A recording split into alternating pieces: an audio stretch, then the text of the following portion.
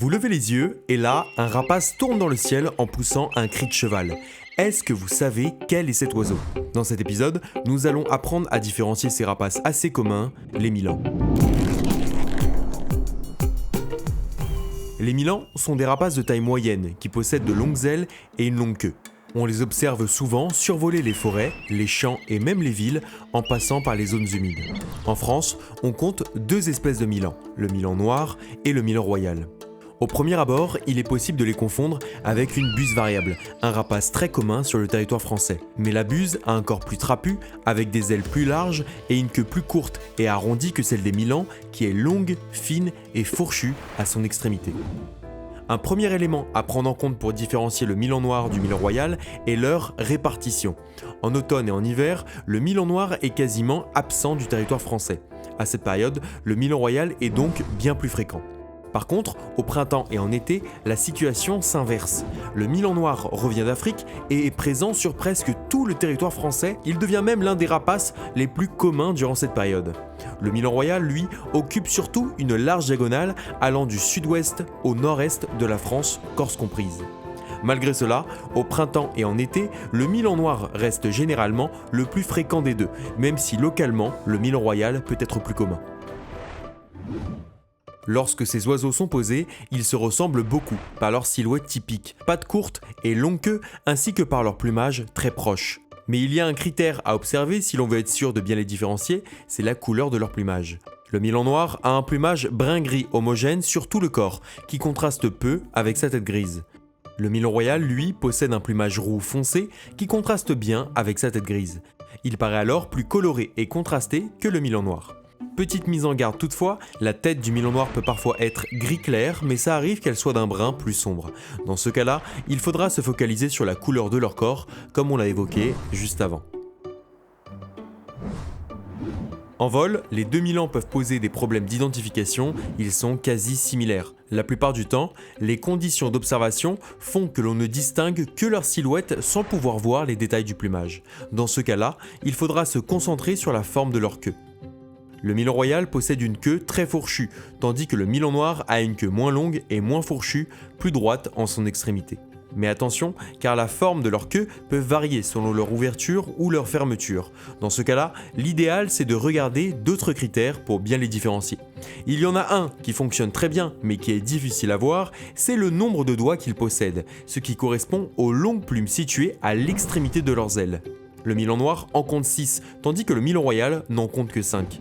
Attention toutefois, en fonction de l'état de leur plumage, certaines de ces plumes peuvent être manquantes, mais si vous en comptez 6, c'est un milan noir à coup sûr. Vu de dessous, un élément très visible permet de les distinguer, la présence d'une large tache blanche sous les ailes.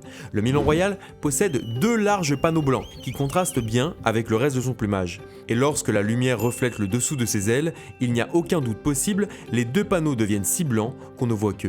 Le milan noir, lui, possède également des panneaux blancs sous les ailes, mais ils sont bien moins contrastés et plus diffus. Son plumage paraît alors beaucoup plus homogène que celui du milan royal.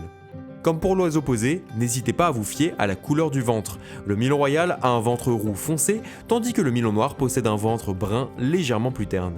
Ce qu'il faut surtout retenir, c'est que le plumage du milan royal est plus contrasté et plus coloré que celui du milan noir. Un dernier élément qui permet de bien les différencier, c'est leur chant. C'est d'ailleurs de cette manière qu'on les repère avant de les voir. Le milan noir a un chant bien particulier. C'est un sifflement élevé et tremblant.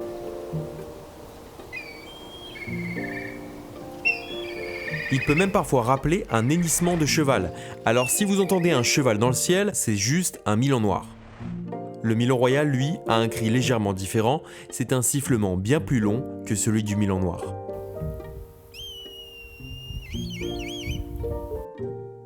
Pour résumer, retenez que les milans ont une longue queue fourchue et de longues ailes. En automne et en hiver, vous verrez uniquement le milan royal, car le milan noir n'est présent qu'au printemps et en été. Ce dernier possède d'ailleurs un plumage roux foncé qui contraste bien avec sa tête grise. Le milan noir, lui, a un plumage brun plus homogène. En vol, le milan noir a aussi le dessous de ses ailes brun homogène et une queue peu fourchue, plutôt droite.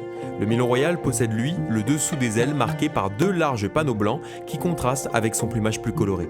Sa queue est aussi plus courte et plus fourchue.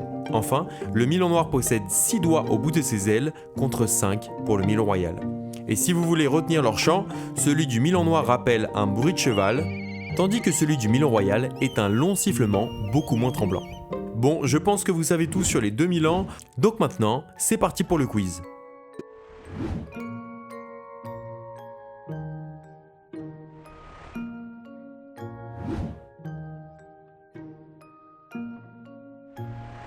Bon, et pendant les exos, vous pouvez aussi faire pause et vous abonner à cette chaîne si c'est pas déjà fait. Allez, je compte sur vous.